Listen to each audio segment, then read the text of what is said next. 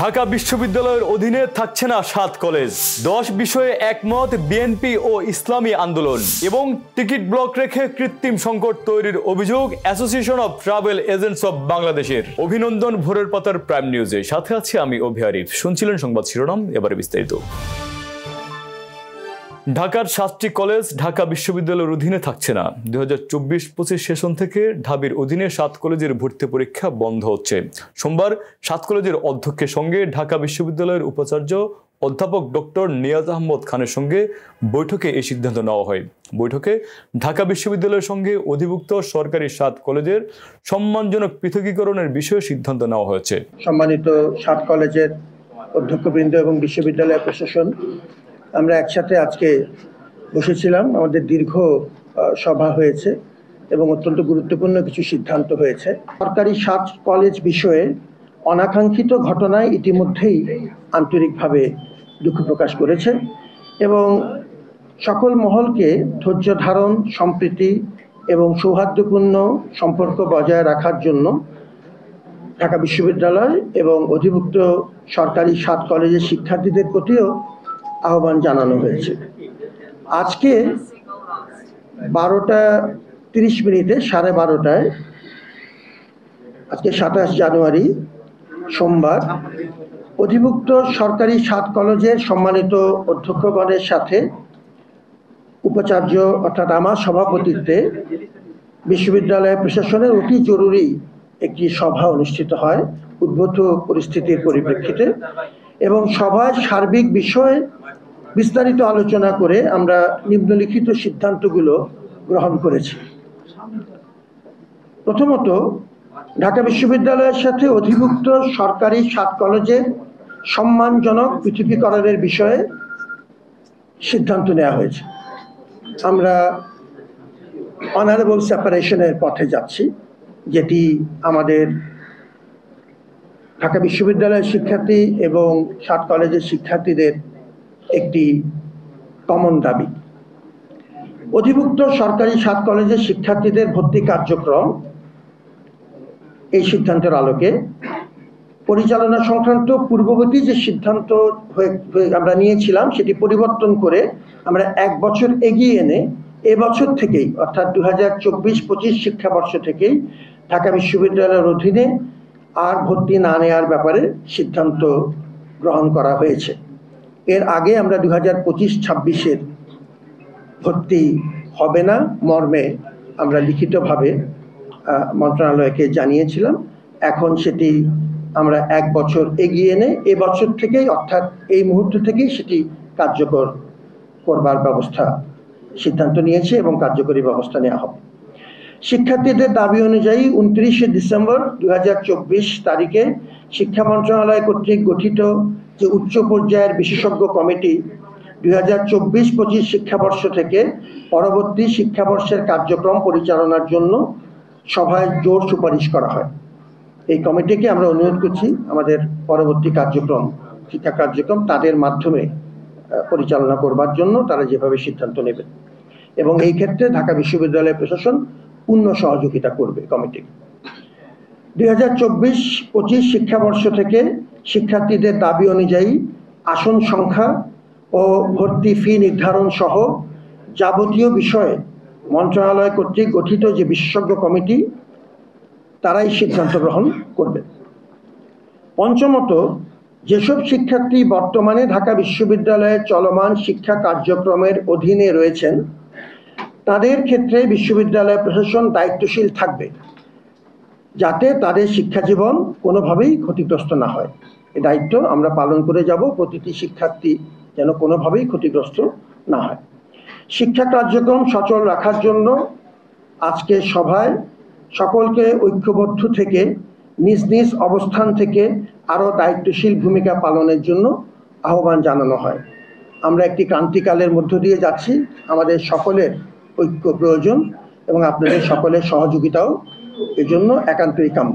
আপনারা সবাইকে ধন্যবাদ জানাচ্ছি এবং আপনাদেরকে আমরা চেষ্টা করব যে কোনো সময় প্রয়োজন অনুযায়ী আমরা যেন হালনাগাদ তথ্য আপনাদেরকে দিতে পারি। ইসলামী শরিয়া বিরোধী কোনো সিদ্ধান্ত না নেওয়া ও ইসলাম বিরোধী বিষয়ে ঐক্যমত হয়েছে বিএনপি ও ইসলামী আন্দোলন বাংলাদেশ। সোমবার দুপুরে নয়াপল্টনে ইসলামী আন্দোলনের কেন্দ্রীয় কার্যালয়ে প্রায় 1.5 ঘন্টা বৈঠক শেষে বিএনপির মহাসচিব মির্জা ফখরুল ইসলাম আলমগীর সাংবাদিকদের একথা জানান। বিস্তারিত প্রতিবেদনে।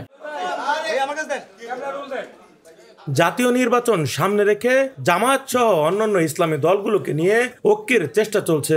গত 24শে জানুয়ারি ঢাকার ইঞ্জিনিয়ার্স ইনস্টিটিউশনে দলীয় এক কর্মসূচিতে চরমোনাই পীর ও ইসলামী আন্দোলনের আমির বলেছিলেন, আগামী জাতীয় নির্বাচনে ইসলামের পক্ষে একক বাক্স দেওয়ার প্রচেষ্টা চলছে এবং এটি চলমান রয়েছে। ইসলামী দলগুলোর এমন তৎপরতার মধ্যেই বিএনপির শীর্ষ নেতৃত্ব দলগুলোর কারো কারো সঙ্গে বৈঠক শুরু করেছে। সেই ধারাবাহিকতায় ইসলামী আন্দোলন বাংলাদেশের সাথে বৈঠক করেছে বিএনপি। এ বৈঠকে ইসলামী শরিয়া বিরোধী কোনো সিদ্ধান্ত না নেওয়া ও ইসলাম বিরোধী কথা না বলা সহ 10 বিষয়ে একমত হয়েছে বিএনপি ও ইসলামী আন্দোলন বাংলাদেশ। সোমবার দুপুরে রাজধানীর পল্টনে ইসলামী আন্দোলন বাংলাদেশের কেন্দ্রীয় কার্যালয়ে প্রায় 1.5 ঘন্টার বৈঠক শেষে বিএনপি মহাসচিব মির্জা ফখরুল ইসলাম আলমগীর এ কথা জানান।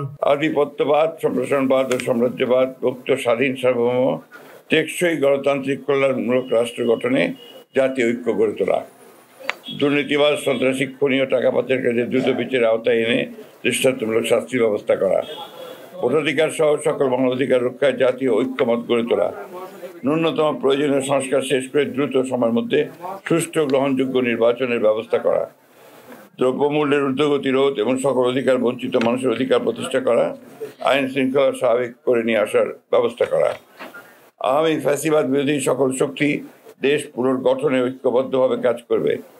ফ্যাসিবাদ বিরোধী শক্তিগুলো আগামী একে অপরের বিরুদ্ধে আঘাত করে কথা বলবে না।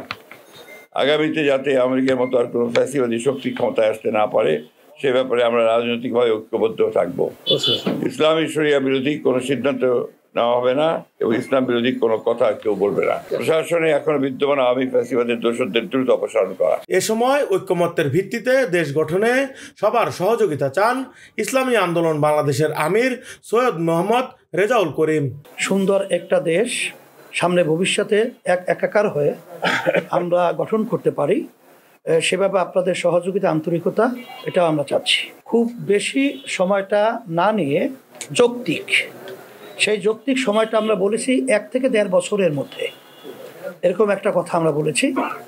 আর 6 মাস তো প্রায় চলেই গেল, আর 1 বছরের মধ্যেই সুন্দর একটা জাতীয় নির্বাচনের ব্যবস্থা করবে, এটাই আসলে মূলত আমাদের কথা। বৈঠকে উপস্থিত ছিলেন বিএনপির ভাইস চেয়ারম্যান বরকতুল্লাহ বুলু, ইসলামী আন্দোলন বাংলাদেশের আমির সৈয়দ মোহাম্মদ রেজাউল করিম, মহাসচিব অধ্যক্ষ ইউনুস আহমেদ, প্রেসিডিয়াম সদস্য সৈয়দ মোসাদ্দেক আলী বিল্লাহ, যুগ্ম মহাসচিব গাজী আতাউর রহমান, ইমতিয়াজ আলম, সহকারী মহাসচিব আতিকুর রহমান সহ কেন্দ্রীয় নেতৃবৃন্দ। ডেস্ক রিপোর্ট, ভোরের পাতা। টেবিলের নিচে টাকা দেওয়ার চেয়ে বাড়তি ভ্যাট ভালো বলে মন্তব্য করছেন অর্থ উপদেষ্টা ডক্টর সালাহুদ্দিন আহমেদ। সোমবার নগরীর এনইসি সম্মেলনী কক্ষে reform in customs income tax reforms okay সোমবার না ওকে হ্যাঁ টেবিলের নিচে টাকা দেওয়ার চেয়ে বাড়তি ভ্যাট ভালো বলে মন্তব্য করেছেন অর্থ উপদেষ্টা ডক্টর সালাহুদ্দিন আহমেদ। সোমবার নগরীর এনইসি সম্মেলন কক্ষে reforms in customs income tax and VAT management to address the LDC graduation শীর্ষক এক সেমিনারে প্রধান অতিথির বক্তব্যে একথা বলেন তিনি। ভ্যাট প্রসঙ্গে অর্থ উপদেষ্টা বলেন, বাড়তি ভ্যাট দিলেও অন্য দিক থেকে কিন্তু সুবিধা মিলবে। ব্যবসায়ীদের নানান খাতের কয়েকটি জায়গায় বাড়তি টাকা দিতে হবে না, শুধু ভ্যাটেই সীমাবদ্ধ থাকবে। আমরা সেই কাজ করছি। এখন সিদ্ধান্ত, ঢাকা বগুড়া ট্রাক ভাড়াও কমছে, একটু ধৈর্য ধরেন। আমরা বাড়তি ভ্যাট নিয়ে মাতারবাড়ি পোর্ট করছি, উন্নয়ন প্রকল্পের টাকা খরচ করছি। আমরা ভ্যাট নিয়ে নিজের পকেট ভারী করব না, জনগণের জন্যই কাজ করছি। ক্ষমতা আর সংসদের আসনের লোভ দেখিয়ে তরুণদের কেনা যাবে না বলে সাফ জানিয়ে দিয়েছেন বৈষম্য বিরোধী ছাত্র আন্দোলনের আহ্বায়ক হাসনাত আব্দুল্লাহ। সোমবার জাতীয় নাগরিক কমিটি ও বৈষম্য বিরোধী ছাত্র আন্দোলনের আয়োজনে চুয়াডাঙ্গা রাইজিং ছাত্র জনতার মতবিনিময় সভায় অংশ নিয়ে একথা বলেন তিনি। হাসনাত আব্দুল্লাহ বলেন, ক্ষমতার লোভ আর সংসদের আসনের লোভ দেখিয়ে তরুণ প্রজন্মকে কেনা যাবে না। আমাদেরকে হাসিনাও কিনতে পারেনি, আওয়ামী লীগও কিনতে পারেনি। এই তরুণ প্রজন্মের সঙ্গে আপনারা বেইমানি না করে বরং জনতার আকাঙ্ক্ষা প্রতিফলন ঘটানোর চেষ্টা করুন। হযরত শাহজালাল আন্তর্জাতিক বিমানবন্দর সহ 3 বিমানবন্দরের উন্নয়ন প্রকল্পের 812 কোটি টাকা আত্মসাতের অভিযোগ সাবেক প্রধানমন্ত্রীর সামরিক উপদেষ্টা তারিক আহমেদ সিদ্দিক, বেসামরিক বিমান ও পর্যটন মন্ত্রণালয়ের সাবেক সিনিয়র সচিব মহিবুল হক এবং বাংলাদেশ বেসামরিক বিমান চলাচল কর্তৃপক্ষের সাবেক চেয়ারম্যান এম মফিদুর রহমান সহ 19 কর্মকর্তার বিরুদ্ধে 4টি মামলা করেছে দুর্নীতি দমন কমিশন। সোমবার দুদকের মহাপরিচালক মোহাম্মদ আক্তার হোসেন মামলার বিষয়টি নিশ্চিত করেন। এয়ারলাইন্সের কোম্পানিগুলো উড়োজাহাজের টিকিট ব্লকে রেখে কৃত্রিম সংকট তৈরি করেছে বলে অভিযোগ করেছে দেশের ট্রাভেল এজেন্টদের শীর্ষ সংগঠক association of travel agents of Bangladesh. বিস্তারিত প্রতিবেদনে। এয়ারলাইন্স কোম্পানিগুলো উড়োজাহাজের টিকিট ব্লক রেখে কৃত্রিম সংকট তৈরি করছে বলে অভিযোগ করেছে দেশের ট্রাভেল এজেন্টদের শীর্ষ সংগঠন association of travel agents of Bangladesh. সংগঠনটির দাবি, বর্তমানে 60,000-এর বেশি আসন এয়ারলাইন্সগুলো ব্লক করে রেখেছে। সংকট তৈরি করে বাড়িয়ে দেওয়া হচ্ছে টিকিটের দাম। আটাবের সভাপতি আব্দুস সালাম আরেফ বলেন, সাম্প্রতিক সময়ে বাংলাদেশের বেসামরিক বিমান পরিবহন খাতে চলমান অন্যতম বড় সমস্যা এয়ার টিকিটের অতিরিক্ত মূল্য বৃদ্ধি। এই মূল্য বৃদ্ধির নেপথ্যে অন্যতম প্রধান কারণ নামবিহীন গ্রুপ টিকিট বুকিং। তিনি বলেন, মধ্যপ্রাচ্যগামী কিছু এয়ারলাইন্স তাদের পছন্দের কিছু সংখ্যক এজেন্সির নামে কোনো পাসপোর্ট, ভিসা, ভ্রমণ নথিপত্র এবং প্রবাসগামী শ্রমিকদের কোনো বৈদেশিক ওয়ার্ক পারমিট, এমনকি যাত্রী তালিকা ছাড়াই শুধু ইমেইলের মাধ্যমে বিভিন্ন রুটের গ্রুপ সিট 2-3 মাস অগ্রিম তারিখের প্যাসেঞ্জার নাম রেকর্ড করে সিট ব্লক করে রাখে। এভাবে টিকিট মজুতদারির ফলে সিন্ডিকেট তৈরি হয়, আসন সংকট দেখা দেয়। টিকিটের মূল্য 20 থেকে 50%, কখনো 2-3 গুণ পর্যন্ত বাড়ে এবং বিদেশগামী শ্রমিক, স্টুডেন্ট, প্রবাসীরা চরম আর্থিক ক্ষতির মুখে পড়েন। মধ্যপ্রাচ্যগামী এয়ারলাইন্সগুলো ফ্লাইটের তারিখের অনেক আগেই আসন ব্লক করে রাখে বলে অভিযোগ করে তিনি বলেন, রিয়াদ, দাম্মাম, জেদ্দা, ওমান, দোহা, কুয়ালালামপুর সহ বিভিন্ন রুটের সিট ব্লক করে রাখা হচ্ছে। ওমরাহ, বিদেশে শ্রমিক প্রেরণ ইত্যাদির ক্ষেত্রে এ ধরনের নাম ছাড়া ওপেন গ্রুপ টিকিট বিক্রি করা হচ্ছে। মধ্যপ্রাচ্যগামী এয়ারলাইন্সগুলো এ ধরনের নাম ছাড়া গ্রুপ বুকিং করে তাদের পছন্দের গুটি কয়েক এজেন্সির মাধ্যমে বাজারে টিকিট বিক্রি করছে। এতে মার্কেটে মনোপলি তৈরি হচ্ছে। এ সময় এয়ারলাইন্সগুলোর ফ্লাইটের সংখ্যা কমানোর কারণেও টিকিটের দাম বাড়ছে বলে জানান আটাব সভাপতি। ডেস্ক রিপোর্ট, ভোরের পাতা। সত্য ও জীবনের উপলব্ধির জন্য অতি অপরিহার্য মৌলিক বিষয় ঈদে মেরাজের শরীফের মহান তাৎপর্য তুলে ধরার লক্ষ্যে বিশ্ব সুন্নি আন্দোলনের উদ্যোগে আজ ঢাকা প্রেস ক্লাব সম্মুখে সমাবেশ ও সমাবেশ শেষে বর্ণাঢ্য শোভাযাত্রা অনুষ্ঠিত হয়। শোভাযাত্রাটি জাতীয় প্রেস ক্লাব প্রাঙ্গণ থেকে যাত্রা শুরু করে হাইকোর্ট মাজার গেটে। এ উপলক্ষে আয়োজিত সমাবেশে সভাপতির বক্তব্যে বিশ্ব সুন্নি আন্দোলনের প্রতিষ্ঠাতা আল্লামা ইমাম হায়াত বলেন, মহান মেরাজ শরীফ দয়াময় আল্লাহ তাআলার সাথে আমাদের মহান প্রিয় নবী সাল্লাল্লাহু আলাইহি ওয়া আলিহি ওয়াসাল্লামের মোবারক প্রত্যক্ষ সাক্ষাৎ। পরিশেষে তিনি প্রাণাধিক প্রিয় নবী সাল্লাল্লাহু আলাইহি ওয়াসাল্লাম প্রদত্ত সর্বজনীন মানবিক সমাজ, রাষ্ট্র, বিশ্ব ব্যবস্থার লক্ষ্যে ঐক্যবদ্ধ হওয়ার জন্য সত্য ও মানবতার বিশ্বাসী সকল মানুষের প্রতি আহ্বান জানান। সর্বপ্রথম আল্লাহ তাআলা তার রাসূল রাহমাতুল লিল আলামিন খাতামুন নবীন সাল্লাল্লাহু আলাইহি সাল্লামের মাধ্যমে সমগ্র সৃষ্টির কাছে, সমগ্র মানব মণ্ডলের কাছে আল্লাহ তাআলা নিজেকে প্রকাশ করেছেন। তারা ইসলামের নামে মানবতাকে ধ্বংস করতে চায়। আল্লাহ রাসূল সাল্লাল্লাহু আলাইহি সাল্লামের দেওয়া সব মানুষের অধিকার, স্বাধীনতা ধ্বংস করতে চায়। এভাবে ইসলামের নামে এবং অন্যান্য ধর্মের নামে যে একক গোষ্ঠীর রাজনীতি, একক গোষ্ঠীর রাষ্ট্র, তা থেকে সমগ্র মানব মণ্ডলীর জন্য আল্লাহ রাসূল, আল্লাহ তাআলা আল্লাহ রাসূল সাল্লাল্লাহু আলাইহি ওয়াসাল্লামের মাধ্যমে সব মানুষের জন্য যে সত্যের দিশা, মুক্তির দিশা, অধিকার স্বাধীনতার দিশা, নিরাপত্তা ইজ্জতের দিশা দিয়েছেন। ঈদে মেরাজ শরীফের এই শিক্ষা বাস্তবায়নের জন্য মানবতার রাষ্ট্র, মানবতার দুনিয়া প্রতিষ্ঠা করতে হবে। ভারত বাংলাদেশ সীমান্তের কাছে নদিয়া জেলার কৃষ্ণগঞ্জ থানা এলাকায় মাঝদিয়ায় 4টি বিশাল বাংকার আবিষ্কার করেছে ভারতীয় সীমান্তরক্ষী বাহিনী। এই বাংকারগুলো থেকে প্রায় 1,40,00,000 টাকা মূল্যের 62,000 বোতল ফেন্সিডিল উদ্ধার করা হয়েছে। বিস্তারিত প্রতিবেদনে।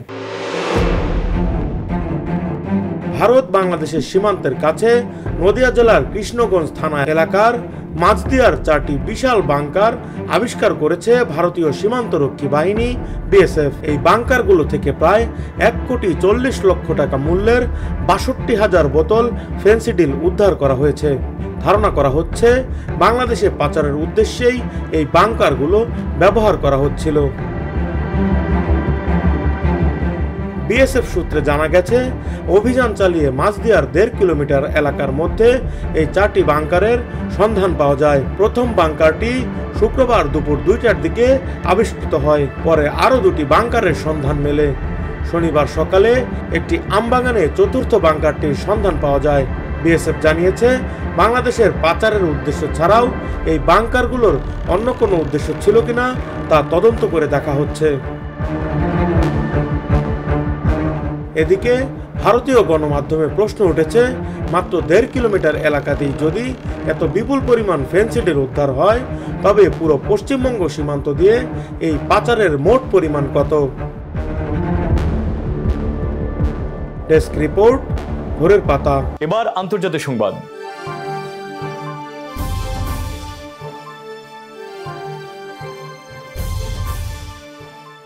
আর কয়েকদিন পরে ভারতের রাজধানীর দিল্লিতে অনুষ্ঠিত হবে বিধানসভা নির্বাচন। আগামী মাসের প্রথম সপ্তাহে অনুষ্ঠিত হতে যাওয়া এই নির্বাচনে মূল লড়াই হতে চলছে রাজ্যটির বর্তমান ক্ষমতাসীন দল আম আদমি পার্টির সঙ্গে। দেশটির কেন্দ্রীয় সরকারের প্রধান শরিক দল ভারতীয় জনতা পার্টি। আর আসন্ন এই নির্বাচনকে ঘিরে সরগরম হয়ে উঠেছে দিল্লির রাজনীতি। এমন অবস্থায় নির্বাচনে বিজেপি জিতলে 2 বছরের মধ্যে দিল্লিকে বাংলাদেশে মুক্ত করার ঘোষণা করেছেন দেশটির কেন্দ্রীয় স্বরাষ্ট্রমন্ত্রী অমিত শাহ। এছাড়া নির্বাচনকে ঘিরে বিজেপি ইতিমধ্যেই অভিযোগ করেছে, অবৈধ বাংলাদেশি এবং রোহিঙ্গাদের ভোটের ভিত্তিতে এতদিন নির্বাচনে জিতেছেন আম আদমি পার্টি। রোববার রাতে পৃথক প্রতিবেদনে এই তথ্য জানিয়েছে ভারতীয় বার্তা সংস্থা পিটিআই এবং সংবাদ মাধ্যম দ্য হিন্দু। এবার খেলাধুলার সংবাদ। আগামী 19 ফেব্রুয়ারি পর্দা উঠবে মিনি বিশ্বকাপ খ্যাত চ্যাম্পিয়ন্স ট্রফির। টুর্নামেন্টের দ্বিতীয় দিন অর্থাৎ 20 ফেব্রুয়ারি ভারতের বিপক্ষে ম্যাচ দিয়ে আসর শুরু করবে বাংলাদেশ। তবে মূল লড়াইয়ের আগে মুখোমুখি হতে পারে এশিয়ার এই 2 দল। ভারতীয় সংবাদ মাধ্যম দৈনিক জাগরণ এক প্রতিবেদনে বলেছে, আইসিসি চ্যাম্পিয়ন্স ট্রফির আগে বাংলাদেশের মুখোমুখি হতে পারে ভারত। অর্থাৎ আসল লড়াইয়ের আগেই মহড়া। যদিও 2 দলের প্রস্তুতি ম্যাচটি কবে হতে পারে তা জানানো হয়নি। সংবাদ শেষ করার আগে শিরোনামগুলো আরো একবার। ঢাকা বিশ্ববিদ্যালয়ের অধীনে থাকছে না 7 কলেজ। 10 বিষয়ে একমত বিএনপি ও ইসলামী আন্দোলন। এবং টিকিট ব্লক রেখে কৃত্রিম সংকট তৈরির অভিযোগ association of travel agents of বাংলাদেশের। এই ছিল আজকের ভোরের পাতার প্রাইম নিউজ। সারা দেশের সর্বশেষ আপডেট পেতে চোখ রাখুন ভোরের পাতায়। ধন্যবাদ।